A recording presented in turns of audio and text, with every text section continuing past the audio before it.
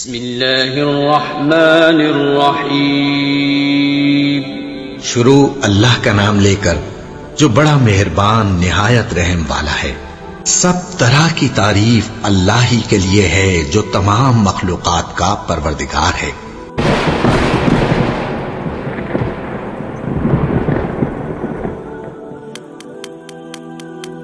السلام علیکم محترم ناظرین، استقبال ہے آپ کا میرے یوٹیوب چینل قمر شفیق میں۔ محترم ناظرین، حضرت آدم علیہ السلام کو کتنی قسم کی مٹیوں سے پیدا کیا گیا؟ اللہ کے پیارے نبی محمد صلی اللہ علیہ وسلم نے ارشاد فرمایا کہ اللہ پاک نے حضرت آدم علیہ السلام کو ایک مٹھی مٹی سے پیدا کیا جو تمام روئے زمین سے لی گئی،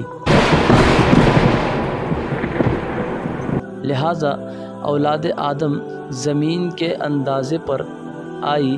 ان میں سرخ، سفید، کالے اور درمیانے، نرم و سخت ہیں۔ بعض حضرات نے فرمایا کہ حضرت آدم علیہ السلام کی مٹی میں 60 قسم کے رنگ شامل تھے۔